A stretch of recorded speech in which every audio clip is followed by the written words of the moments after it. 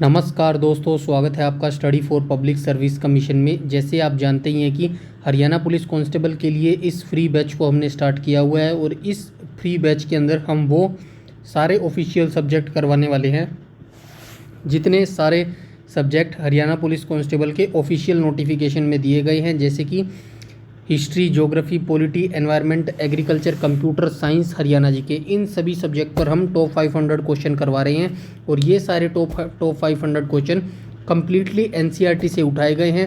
तो आपको जितना आपके लिए ज़रूरी है उतना ही आपके लिए यहाँ पे लेके आए हैं। तो बिना किसी टाइम वेस्ट के इस कंप्लीट वीडियो सीरीज़ को आप अंत तक ज़रूर देखिएगा।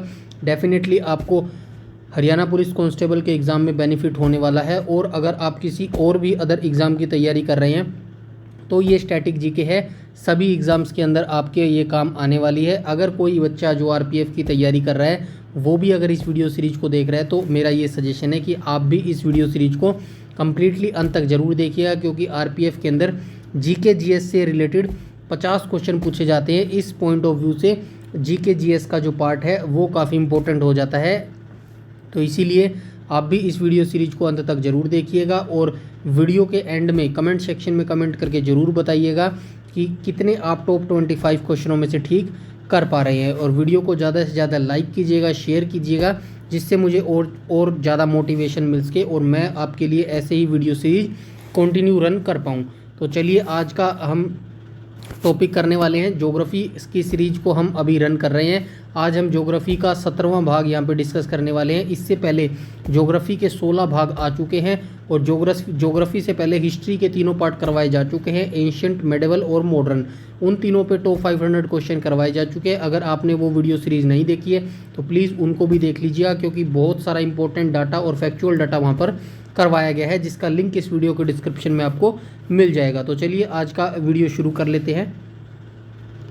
तो यहाँ पे देख लीजिएगा, पार्ट 17 है और भारत का भूगोल हम डिस्कस कर रहे हैं। क्वेश्चन नंबर पहले की हम बात कर लेते हैं। यहाँ पे देख लीजिएगा, क्वेश्चन नंबर पहले में कहा गया है, तेजाबी मिट्टी को कृषि योग्य बनाने के लिए सामान्यतः किसका प्रयोग किया जाता है। मतलब जो मिट्टी तेजाबी होती है, तेजाबी मिट्टी को कृषि योग्य बनाने के लिए उसमें क्या मिलाया जाता है? क्या चूना मिलाया जाता है, जिंक मिलाया जाता है, खाद मिलाई जाती है, या फिर केचुओं का मिलाया जाता है? क्वेश्चन नंबर जो फर्स्ट है उसका राइट ऑप्शन हो जाएगा ऑप्शन नंबर ए। तो तेजाबी मिट्टी को कृषि योग्य बनाने के लिए उसके अंदर चूने का मिक्स किया जाता है या फिर चूना उसके अंदर ऐड किया जाता है। तेजाबी मिट्टी अर्थात अम्लीय मृदा को हल्का अम्लीय करने हेतु उसमें लाइम या चूना डाला जाता है, जिससे वह पुनः कृषि योग्य बन जाती है। चूना डालने से हाइड्रोजन की मात्रा कम हो जाती है। तो इतनी जानकारी आपको तेजाबी मिट्टी के बारे में होनी चाहिए। नेक्स्ट आ जाएंगे हम क्वेश्चन नंबर 2 पर। तो क्वेश्चन नंबर 2 में कहा गया, जब जल पत्तियों से नीचे गिरता है तो कौन सा अपर्दन होता है। यानी कि जब पेड़ पौधे होते हैं, जब जल उनकी पत्तियों से नीचे गिरता है तो वह कौन सा अपर्दन कहलाता है? क्या परत अपर्दन कहलाता है, आसफल अपर्दन कहलाता है, अवनालिका अपर्दन कहलाता है, या फिर धारा चैनल अपर्दन कहलाता है? क्वेश्चन नंबर जो 2 है उसका राइट ऑप्शन हो जाएगा ऑप्शन नंबर बी। तो ये आस्फलन अपर्दन कहलाता है। नेक्स्ट आ जाएंगे हम क्वेश्चन नंबर 3 पर।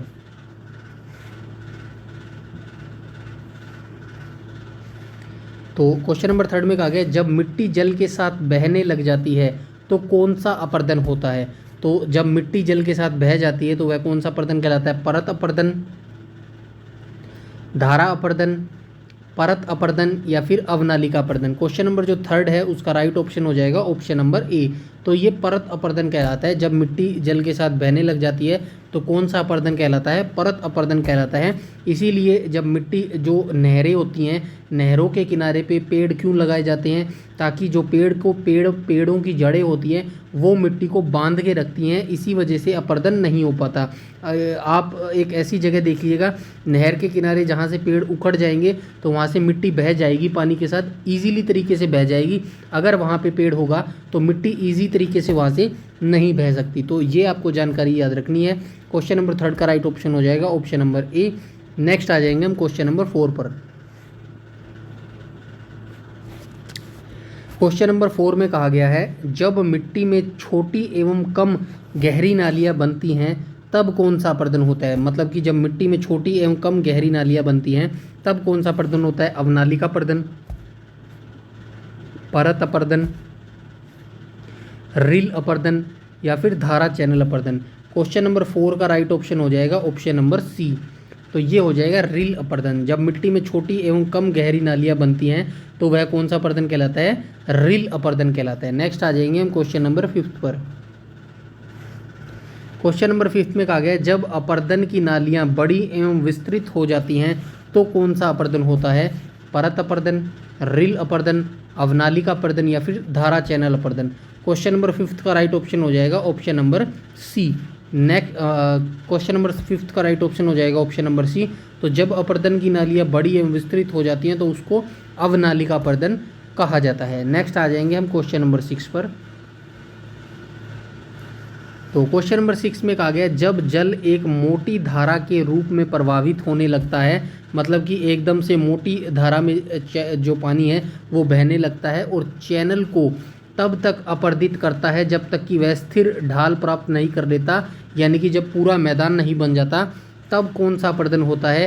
क्या रिल अपर्दन होता है, धारा चैनल अपर्दन होता है, परत अपर्दन होता है या फिर अवनालिका अपर्दन होता है? क्वेश्चन नंबर 6 का राइट ऑप्शन हो जाएगा ऑप्शन नंबर बी। तो ये होता है धारा चैनल अपर्दन। नेक्स्ट आ जाएंगे हम क्वेश्चन नंबर 7 पर। तो क्वेश्चन नंबर 7 में कहा गया डैश किसी अन्य फसल की तुलना में भूमि अपर्दन के लिए अधिक उत्तरदायी है, मतलब डैश किसी अन्य फसल की तुलना में भूमि अपर्दन के लिए अधिक उत्तरदायी है। तो कौन सा है? सोधर्म, ज्वार, धारा चैनल अपर्दन, रिल अपर्दन या फिर सभी। क्वेश्चन नंबर 7 का जो राइट ऑप्शन हो जाएगा वो हो जाएगा ऑप्शन नंबर ए। तो ये जो सोधर्म ज्वार होता है ये किसी अन्य फसल की तुलना में भूमि अपर्दन के लिए अधिक उत्तरदायी होता है। नेक्स्ट आ जाएंगे हम क्वेश्चन नंबर 8 पर। क्वेश्चन नंबर 8 में कहा गया उष्ण कटिबंधीय सदाबहार वन क्षेत्रों में औसत वार्षिक वर्षा कितने सेंटीमीटर होती है? तो ये जो उष्ण कटिबंधीय सदाबहार वन होते हैं जिनके पत्तियां ये जो सदाबहार वन होते हैं ये 12 मास रहते हैं और इनकी पत्तियां कभी नहीं गिरती, इसीलिए ये सघन वन होते हैं। और इनकी औसतन वार्षिक वर्षा पूछी गई है तो कितनी होती है? 220 सेंटीमीटर, 280 सेंटीमीटर, 200 सेंटीमीटर या फिर 250 सेंटीमीटर। क्वेश्चन नंबर 8 का राइट ऑप्शन हो जाएगा ऑप्शन नंबर डी। तो ये जो उष्ण कटिबंधीय सदाबहार वन होते हैं ये इनकी औसतन वार्षिक वर्षा होती है 250 सेंटीमीटर। नेक्स्ट आ जाएंगे हम क्वेश्चन नंबर 9 पर।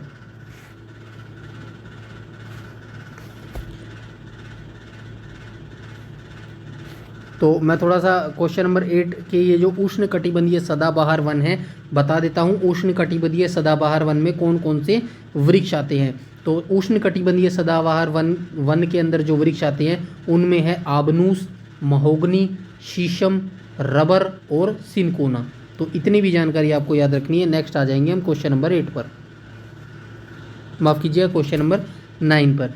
क्वेश्चन नंबर 9 में कहा गया डैश वनों का मुख्य वृक्ष सिनकोना, रबड़, महोगनी, एबोनी, नारियल, बांस तथा आयरनवुड है। तो कौन से वनों के ये मुख्य वृक्ष हैं? उष्णकटिबंधीय सदाबहार वन, उष्णकटिबंधीय पर्णपाती वन, पर्वतीय वन या फिर उष्णकटिबंधीय कंटीले वन। तो क्वेश्चन नंबर 9 का राइट ऑप्शन हो जाएगा ऑप्शन नंबर ए। तो ये हो जाएंगे उष्णकटिबंधीय सदाबहार वन के हो जाएंगे सिनकोना, रबड़ और महोगनी, एबोनी और नारियल, बांस तथा आयरनवुड। नेक्स्ट आ जाएंगे हम क्वेश्चन नंबर 10 पर। क्वेश्चन नंबर 10 में कहा गया है उष्णकटिबंधीय पर्णपाती अथवा मानसूनी वन वाले क्षेत्रों में कितने सेंटीमीटर वर्षा होती है? 90 से 150 सेंटीमीटर, 100 से 150 सेंटीमीटर, 80 से 150 सेंटीमीटर या फिर 120 से 200 सेंटीमीटर। क्वेश्चन नंबर 10 का राइट ऑप्शन हो जाएगा ऑप्शन नंबर बी। तो ये हो जाएगा 100 से 150 सेंटीमीटर के बीच में जो वर्षा होती है ये होती है उष्णकटिबंधीय पर्णपाती अथवा मानसूनी वन वाले क्षेत्रों में। उष्णकटिबंधीय पर्णपाती जो वन होते हैं उसके वृक्ष भी सुन लीजिए कौन कौन से होते हैं? साल, शीशम, चंदन, आम तथा सागौन। तो ये जो होते हैं ये जो वृक्ष होते हैं ये उष्णकटिबंधीय पर्णपाती वन के मुख्य वृक्ष होते हैं। नेक्स्ट आ जाएंगे हम क्वेश्चन नंबर 11 पर।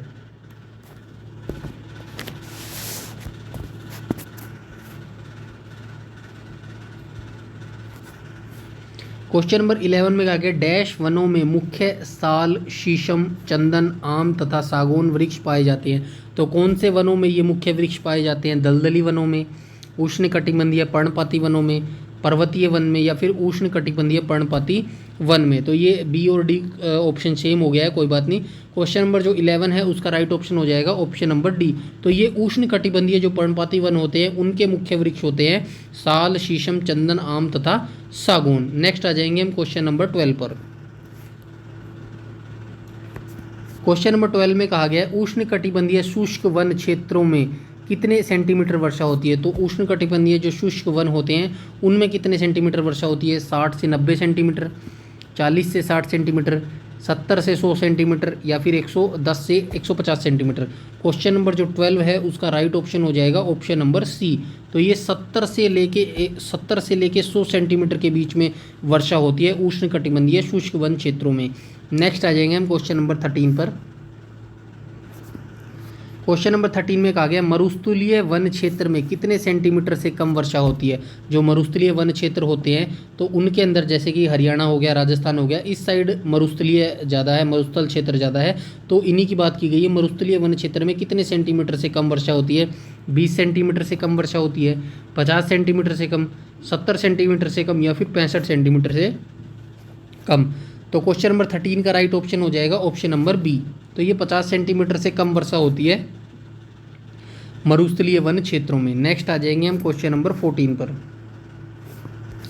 तो क्वेश्चन नंबर 14 में कहा गया डैश वनों में मुख्य सिल्वर, फर, जूनिपर, चीड़, बर्च, रोंड्रोन एवं देवदार वृक्ष पाए जाते हैं। तो किन वनों के अंदर ये मुख्य वृक्ष पाए जाते हैं, पर्वतीय वनों में, दलदली वनों में, पर्णपाती वनों में या फिर सदाबहार वनों में। क्वेश्चन नंबर 14 का जो राइट ऑप्शन हो जाएगा वो हो जाएगा ऑप्शन नंबर ए। तो ये जितने भी ऊपर वृक्ष लिखे गए हैं सिल्वर, फर, जूनिपर, चीड़, बर्च, रोंड्रोन एवं देवदार, तो ये सारे जितने भी वृक्ष हैं ये पर्वतीय वनों के मुख्य वृक्ष हैं। तो ये जो चीड़ का वृक्ष है ये पर्वतीय क्षेत्रों के लोग होते हैं, ये जो चीड़ का पेड़ है ये उनकी मुख्य आय का एक संसाधन भी माना जाता है। नेक्स्ट आ जाएंगे हम क्वेश्चन नंबर 15 पर। क्वेश्चन नंबर 15 में कहा गया कौन सा वृक्ष समुद्र तल से सर्वाधिक ऊंचाई पर पाया जाता है। तो कौन सा ऐसा वृक्ष है जो समुद्र तल से सर्वाधिक ऊंचाई पर पाया जाता है, पीपल, नीम, शीशम या फिर देवदार। तो क्वेश्चन नंबर जो 15 है उसका राइट ऑप्शन हो जाएगा ऑप्शन नंबर डी। तो ये देवदार का वृक्ष होता है जो समुद्र तल से सर्वाधिक ऊंचाई पर पाया जाता है। 1500 और 3000 मीटर के बीच चीड़, देवदार, सिल्वर, फर, स्प्रूस और देवदार जैसे शंकुधारी पेड़ों वाले समशीतोष्ण वन पाए जाते हैं। ये जंगल ज़्यादातर हिमालय के दक्षिणी ढलानों, दक्षिणी और पूर्वोत्तर भारत में उच्च ऊंचाई वाले स्थानों को आवरण करते हैं। तो इतनी जानकारी आपको ये जो पहाड़ी क्षेत्रों के वृक्ष होते हैं इनके बारे में होनी चाहिए। नेक्स्ट आ जाएंगे हम क्वेश्चन नंबर 16 पर। तो क्वेश्चन नंबर 16 में कहा गया है किस वृक्ष को जंगल की आग कहा जाता है। तो किस वृक्ष को जंगल की आग कहा जाता है, झाड़ी को कहा जाता है, सफ़ेदा को कहा जाता है, चीड़ को कहा जाता है या फिर ब्यूटी मोनोस्पर्मा को कहा जाता है। क्वेश्चन नंबर जो 16 है उसका राइट ऑप्शन हो जाएगा ऑप्शन नंबर डी। तो ये जो ब्यूटिया मोनोस्पर्मा पेड़ होता है इसी को जंगल की आग कहा जाता है। पलास, छूल, परसा, ढाक, टेस, किंशु, केशु एक वृक्ष है जिसके फूल बहुत ही आकर्षक होते हैं। इसके आकर्षक फूलों के कारण इसे जंगल की आग भी कहा जाता है। पलास का जो ब्यूटी मोनोस्पर्मा है वो वैज्ञानिक नाम है। तो इतनी जानकारी आपको रखना है, जो प्लास वृक्ष होता है उसी का जो वैज्ञानिक नाम है वो ब्यूटी मोनोस्पर्मा है। तो प्लास भी दे सकता है आपको ऑप्शन में या फिर ब्यूटी मोनोस्पर्मा भी दे सकता है, तो दोनों आपको याद रखने हैं। नेक्स्ट आ जाएंगे हम क्वेश्चन नंबर 17 पर।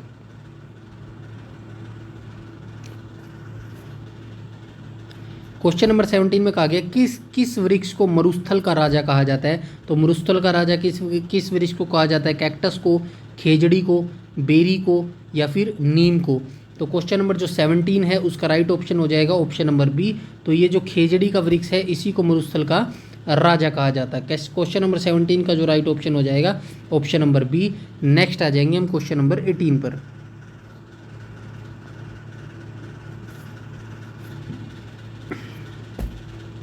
क्वेश्चन नंबर 18 में कहा गया कत्था किस लकड़ी से प्राप्त होता है।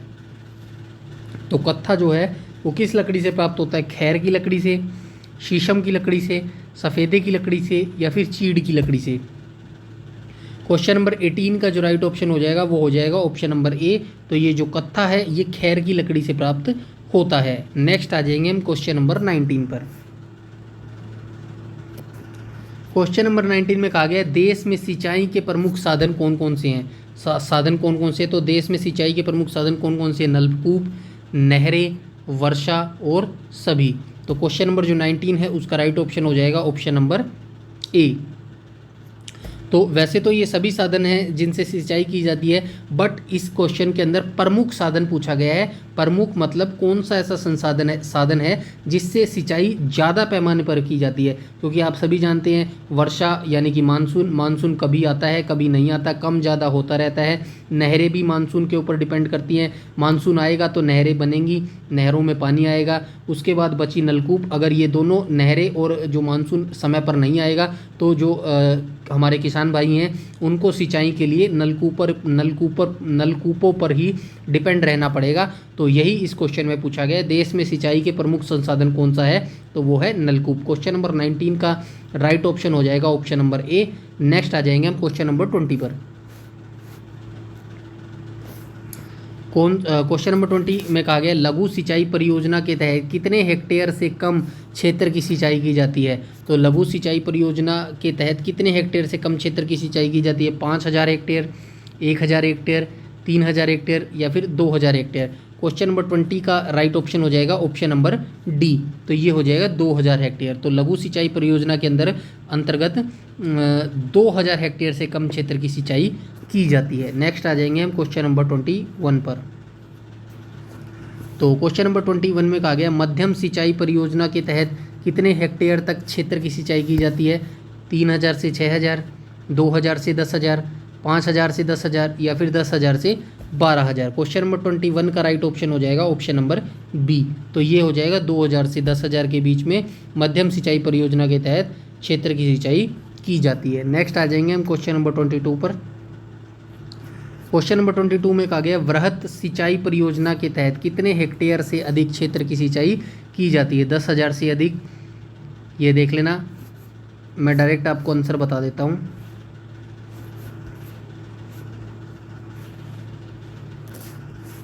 क्वेश्चन नंबर 22 का राइट ऑप्शन हो जाएगा ऑप्शन नंबर ए। तो ये हो जाएगा 10000 से अधिक। वृहत सिंचाई परियोजना के तहत कितने हेक्टेयर से अधिक की क्षेत्र की सिंचाई की जाती है, तो ये हो जाएगा 10000 से अधिक। नेक्स्ट आ जाएंगे हम क्वेश्चन नंबर 23 पर। क्वेश्चन नंबर 23 में कहा गया विश्व की सबसे पुरानी एवं विकसित नहर व्यवस्थाओं में से एक गंग नहर है। इसका निर्माण बीकानेर के तत्कालीन महाराजा श्री गंग सिंह ने कब करवाया था। तो ये सारी जानकारी आपको याद रखनी है। सबसे पहले आपको याद रखना है विश्व की सबसे पुरानी एवं विकसित नहर व्यवस्थाओं में से एक है गंग नहर, और गंग नहर का निर्माण किसने करवाया था, तो ये थे बीकानेर के महाराजा श्री गंग सिंह के द्वारा इसका गंग नहर का निर्माण करवाया गया था। कब करवाया गया था, 1959 में, 1937 में, 1948 में या फिर 1927 में। क्वेश्चन नंबर जो 23 है इसका राइट ऑप्शन हो जाएगा option number D.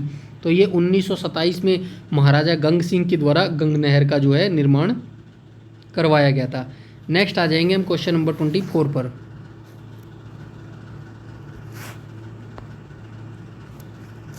Question number 24 में कहा गया ऊपरी गंगा नहर परियोजना का निर्माण कब किया गया था। तो ये गंगा नहीं होगा, गंग नहर ही है, यहाँ पे गंग नहर कर लीजिएगा। यहाँ पे आप अभी जो ऊपर क्वेश्चनों में हमने बात की थी महाराजा गंग के द्वारा ही इसका निर्माण करवाया गया था।